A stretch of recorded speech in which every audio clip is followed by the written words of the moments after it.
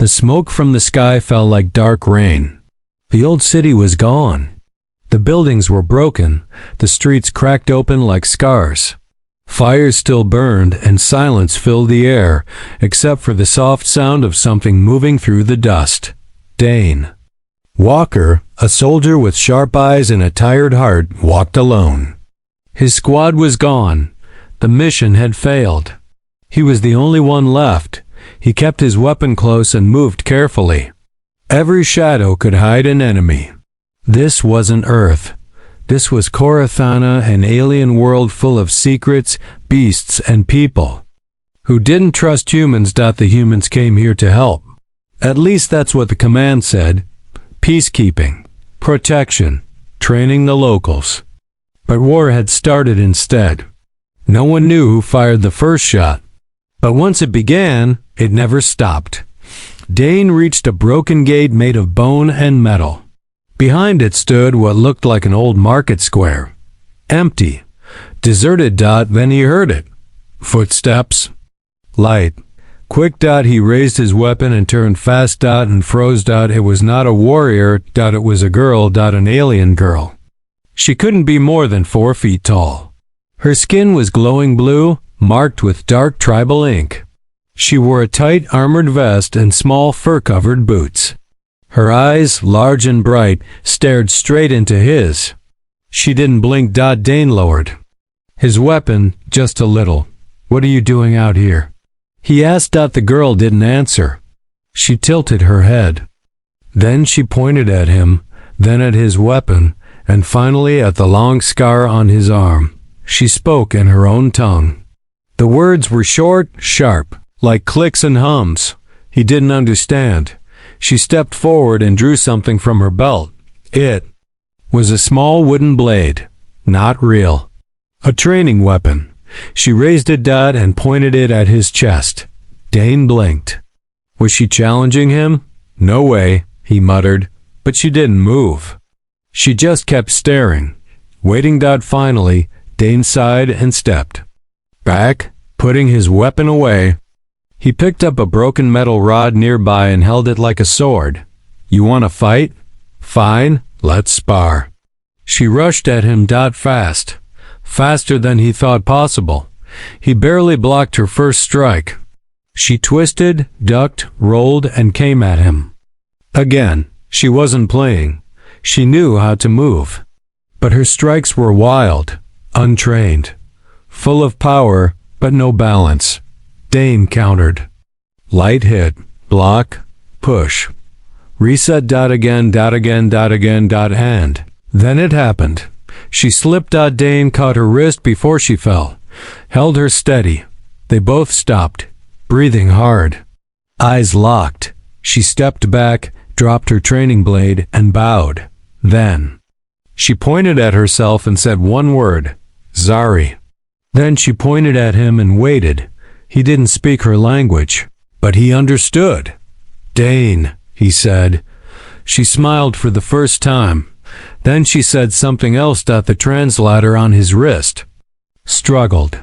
The words came out slow, robotic. "You, strong, warrior. Teach me." Dane looked around. The city was quiet again. The war was still out there, but in this moment, a strange calm had settled. He looked back at her. This tiny alien girl, who fought like a storm and bowed like a soldier. "You want me to teach you?" he asked. She nodded. A 4-foot alien girl just demanded combat training from a human soldier. Dane laughed softly, more confused than anything. "All right, Zari," he said. "Let's see what you can do." She smiled again. It was sharp, confident. And somehow, it felt like the war had just changed. Dane didn't plan to stay. He thought he would rest for one night, then move toward the last human outpost. But the girl didn't let him leave. Every morning, before the sun rose above the bamboo hills, Zari waited. She stood in the square with her wooden blade in hand. Quiet, focused, always ready. At first, Dane only gave her a few lessons. Simple moves, footwork, balance, but she learned fast. Too fast. By the end of the week, She copied every move he made. She even added her own ideas, spinning, flipping, striking from strange angles. She moved like a wild animal, sharp, fast, unpredictable. Dane watched her with growing surprise. She was not just strong. She was born for this. Zari didn't speak much, but she listened. She understood through action, not words. Every mistake she made, she fixed the next day. Every blow she missed, she corrected in the next round. One evening, after a hard day of sparring, Dane sat near a small fire. Zari sat across from him, legs crossed, tail still swaying slowly behind her. The fire crackled between them. "You're serious about this?" Dane said, rubbing his sore shoulder. "Why?" Zari said nothing at first. Then she tapped her chest, near her heart. She said 3 soft words in her alien language. The translator took a moment. War took everyone. Dane felt a chill. He looked at her small form, now curled slightly beside the fire. Her eyes stared into the flames, not at him. He said nothing. They both sat in silence. The next day, things changed. A sound echoed from the west side of the city. Loud, heavy. Not a beast. Not wind. Boots. Dane grabbed his weapon and pulled Zari behind cover. He peeked over the broken wall. Soldiers. Not human. Tall figures in rusted armor with glowing red eyes. Their steps were slow but strong. They moved like they owned the ruins. The SKARN. The same aliens that started this war.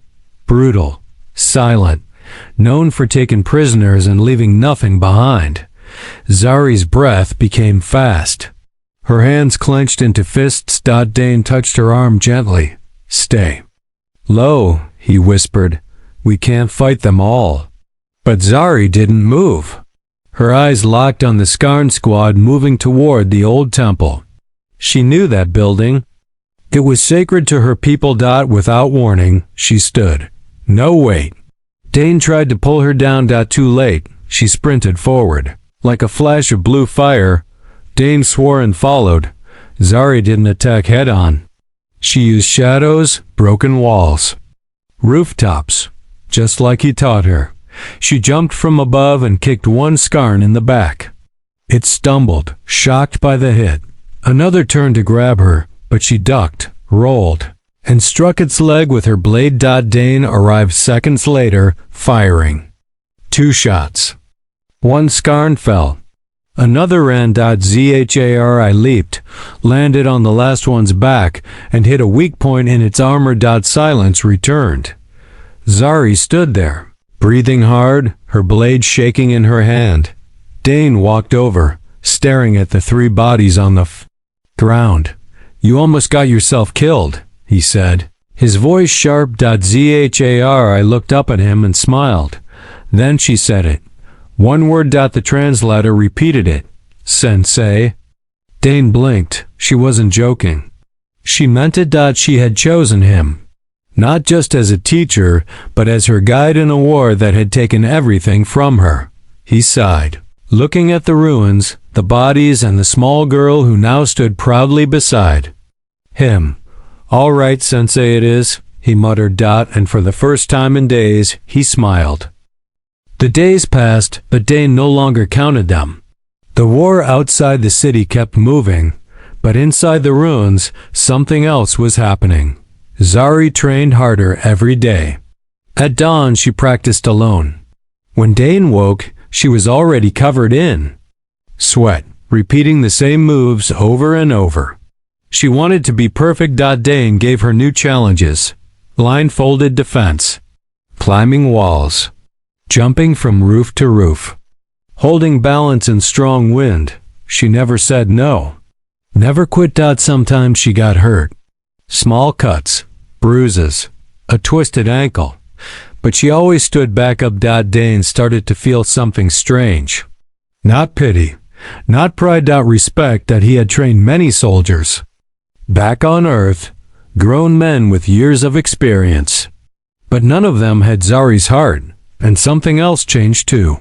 Zari began calling him Sensei, not just when training, but all the time. She followed his orders without question, cooked strange alien food and left it by his side without asking, fixed his gear, watched his back when they went scavenging for supplies. She had become more than a student. She had become a partner. But one night that peace broke. Dane was sharpening a blade when Zari returned from her solo run. Her chest was rising fast, her eyes wide. "They saw me," she said through the translator. "They are coming." Dane stood up quickly. "How many?" She held up 4 fingers, then hesitated, then added 2 more. 6? She nodded. Dane looked toward the gate. There wasn't much time, and the city didn't have walls strong enough to hold them off. "We can't stay here," he said. But Zari didn't move. Her hands were shaking. "They wear bone masks," she whispered. Dane's blood went cold. He knew that group. They were worse than normal Skarn soldiers. Bone masked. Killers, trained to break fighters. Known for burning villages and stealing children. Dane checked his gear quickly. Rifle, knife, explosives. Zari grabbed her blade and a short spear. They moved fast, leaving behind their small camp, but the enemy was already near. A sharp scream echoed through the air. It was not human. Not Skarn. Another native. A young voice. Zari stopped running. She turned sharply. Dane grabbed her arm. "No, we stick to the plan." But she pointed toward the sound. "A child," she said. "From my people." "We can't fight 6 alone," Dane warned, but Zari pulled free. "I go." And she ran. Dane cursed, loud, then followed her again. Reached the stone yard near the broken temple. Fires burned in iron bowls, casting orange light. In the center, 2 bone-masked Skarn held a small alien boy by the arm. He was crying, covered in dust. The other 4 stood nearby, laughing in their low, rough language. Zari didn't wait. She leaped from a rooftop with her spear aimed down. It struck one Skarn in the shoulder. He roared, spinning wildly. Dane opened fire, hitting another in the leg. But there were too many. Zari fought like a storm. Quick strikes, rolls, dodges. Dane backed her up, shooting carefully, not hitting the boy. The fight was wild. A knife flew past Dane's face. Fist hit Zari hard in the ribs. She gasped but kept going. Then Dane threw a smoke bomb. Gray clouds swallowed the field. "Zari, get the kid." He shouted. He tackled one enemy to the ground and wrestled for his weapon. Through the smoke, he saw her running carrying the boy. Then she tripped. One bone-masked Skarn stood in her way, blade raised. Dane ran. His legs burned. His heart pounded. Then dash crack. A sound like lightning. Zhari had blocked the blade. Barely. She was down on one knee, arm shaking. The child hid behind her. Dane came in from behind and slammed his rifle into the Skarn's head. It dropped. Silence. Smoke cleared. 3 enemies down. 3 escaped. The child was safe. Zari was breathing hard but alive. Dane stood beside her. He looked at the boy, then at her. "You're out of your mind," he said softly. She smiled weakly, then bowed. And said, "Sensei." He shook his head, but deep inside, he was proud. This was more than survival now. She wasn't just learning how to fight, she was learning how to protect. That night, the stars above Korathana burned brighter than usual. The fires in the city, ruins had faded, but the smoke still floated like ghosts above the rooftops. Zhari sat beside the sleeping child near the temple steps. Her knees were drawn close to her chest. Her small hands were dirty, her hair messy, but her eyes were wide open. Dane leaned against the stone wall nearby, arms crossed. His shoulder was bleeding slightly from a scratch, but he didn't care. He watched Zari carefully. She hadn't spoken since the fight. He walked over and sat beside her. "You did good," he said. She didn't answer. He waited. Finally, she whispered something. "My little brother." Looked like him. Dane turned to her slowly. She stared at the boy, who now curled up under a cloth blanket. The Skarn. They took him. Her voice was soft, low. It cracked once. "I was hiding," she said. "I was supposed to protect him. I failed." Dane didn't speak. He knew that pain. "I watched them take him," she added. "I was too weak. I had no training. No weapon, I just hid." Her fists clenched in her lap. "That's why I found you. Why I asked to fight. I never want to be weak again." Dane looked at her not as a student, not as an alien, but as someone who carried the same kind of loss he did. "I've lost people too," he said finally. "It changes you. It makes you harder. Or colder. But it can also make you stronger, if you use the pain right." Zari didn't move. But she was listening. "You're not that girl anymore," Dane added. "You're not weak. And your brother, he'd be proud." Her lips trembled, but she nodded once. After that, something changed. Zari trained like a firestorm. Her strikes were faster, her footwork sharper. Her eyes locked on targets with a hunger Dane had never seen before. She started making her own weapons. She found scrap metal, bone shards, broken tools, turned them into blades, hooks, traps. She even trained the boy they rescued. His name was Liko. He was shy, but he followed Zari everywhere. She gave him a wooden stick and taught him how to swing. Dane watched her. She was becoming more than a student. She was becoming a leader. But peace never lasted on Korathana. 3 days later, a drone passed overhead. Not human. Not native. It scanned the city ruins and flew toward the mountains. Dane and Zari watched it from the roof. "That's not Skarn tech," Dane said. "It's cleaner, newer." Zari narrowed her eyes. "It's hunting." Dane checked his wrist display. Signal. Interference. No human beacons nearby. But something was coming. "We need to move," he said. "Get the boy and pack light."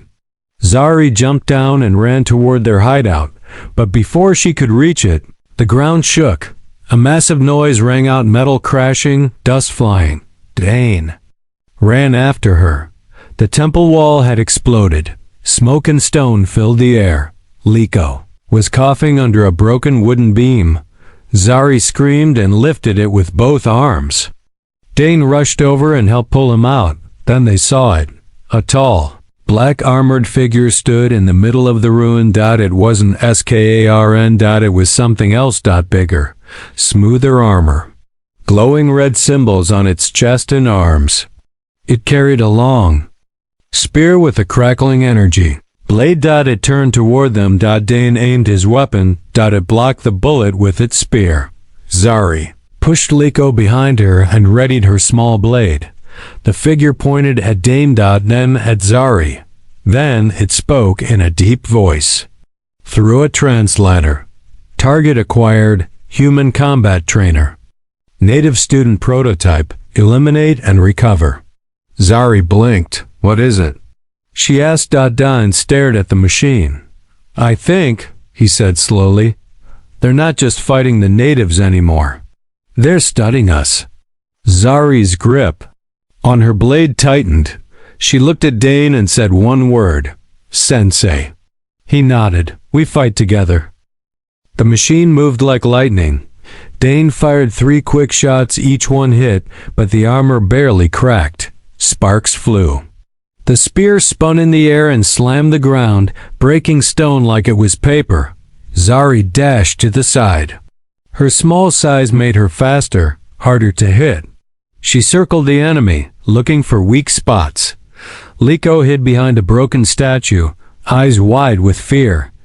Dane saw him and shouted, "Stay down!" The machine's red eyes glowed brighter. It turned and launched a burst of energy from its chest. Dane dove and rolled, feeling the heat pass over him. Zari leapt onto a fallen beam and jumped high toward the machine's neck. It spun fast, blocking her strike with its arm. She flew back and hit the ground hard. Zari! Dane shouted. She groaned but stood again, blood on her lip, blade still tight in her grip. Dane pulled out his last explosive, a small magnetic grenade. He looked at the enemy, then at Zari. She nodded once. "I'll distract it," she said. Dane didn't argue. Zari ran straight toward the machine. She zigzagged, sliding under its legs and stabbing upward. It swung its spear, missing her by inches. Dane sprinted to its back and slammed the grenade on its spine. "Now!" he shouted. Zhar! I jumped away. Boom! The blast knocked the machine to its knees. Its armor cracked, electricity dancing across its back. Zari didn't waste the chance. She climbed onto its arm, reached the neck, and drove her blade deep into a glowing seam under its helmet. The machine jerked once, then stopped. Sparks flew. It collapsed. Zhar! I stood on its body, breathing hard. She looked down at it, then turned to Dane. He walked toward her, panting. "That was too close," he said. She smiled slightly. "You taught me well." Before Dane could answer, a new sound echoed in the sky. More drones. Dozens. They flew overhead and disappeared into the eastern jungle. Dane watched them carefully. "They're looking for something," he said. Zari nodded. "Or someone." Back at the hideout, they patched their wounds. Liko fell asleep between two warm blankets. His small hand still held a wooden stick. Zari sat beside Dane. "Why did they want us?" she asked. Dane stared at the ground. "They're testing us," he said. "The Skarn, the machines. They're not just fighting anymore. They're learning, copying." Zari tilted her head. "Copying what?" "Us," he said. "They saw you fight. They saw what training can do. You're not just a student to them. You're a threat." Zari went quiet. Then she said, "Then we train harder." The next morning, Zari woke Dane before dawn. She was ready. Focused. Her gear was polished. Her blade was sharpened. Her eyes were calm and clear. "We leave today," she said. "We find the other tribes. We teach them. If they learn what I learned, they can fight back." Dane looked at her. A tiny alien girl, 4 feet tall. Burned, bruised, but unbroken. Once she begged him to teach her. Now she was leading a new path. "You're ready for this?" he asked. She nodded. "Are you?" He chuckled softly. Then stood. They packed quickly. Light, fast, quiet. Zhar! I picked up her spear and looked toward the jungle. "They call me Sensei Shadow now," she said. Dane raised an eyebrow. "Who called you that?" She smiled. "I do." And they disappeared into the trees, 2 warriors, walking toward a war much bigger than both of them. Asterisk. The jungle was alive with whispers. Zari moved through the thick trees like a shadow. Dane followed behind, quiet and alert. They had traveled far from the city ruins. Now, they were deep inside territory controlled by Skarn and machines, but they were not alone anymore.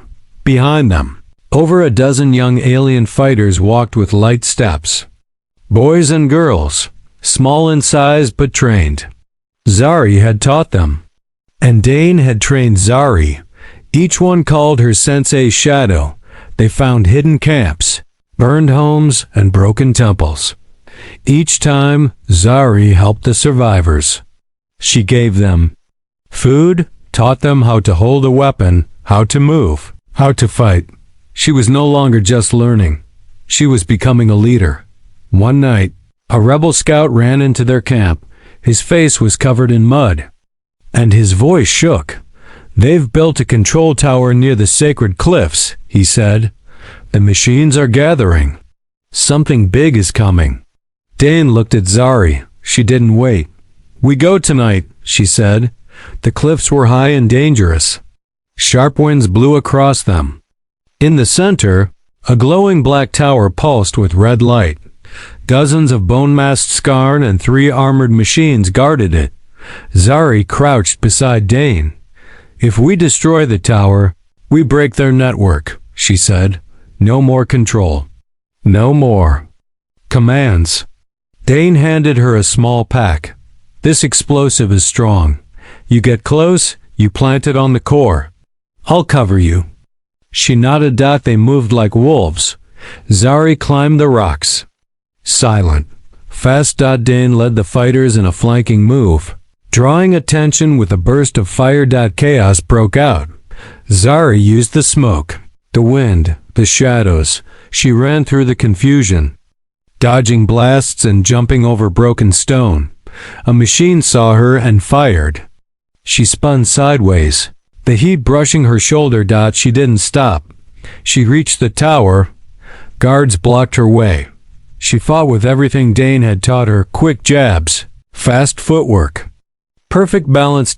She knocked one down, then another. Then she slid to the tower core and stuck the explosive into the glowing seam. The device beeped. Zari turned to run. A machine caught her leg. She fell hard. It raised its arm to strike. Then Dane appeared from the smoke, slammed his rifle into its side, and pulled her up. "Run!" he shouted. They jumped off the platform together, rolling as the tower exploded behind them. A huge blast shook the ground. The red light vanished. The machines twitched, then fell like broken toys. The Skarn scattered. The jungle lit up with fire, but it was not destruction. It was freedom. Later, when the sun rose, Dane stood with Zari on the cliffs. Below them, the fighters cheered. Smoke from the tower still floated into the morning sky. "You did it," Dane said. Zari shook her head. "We did it." He looked at her. She was still 4 feet tall, still fierce, still quiet, but now she was more. She was Sensei Shadow, leader of the young warriors, protector of her people. Dane smiled. "I came here to train soldiers," he said. "Didn't know I'd be trained by one." Zari laughed softly. Then she stood tall, looking over the jungle, her eyes shining in the morning light, and whispered, "No more running." The war wasn't over, but she was ready now, because she had become what she once needed: a warrior, a protector, a sensei.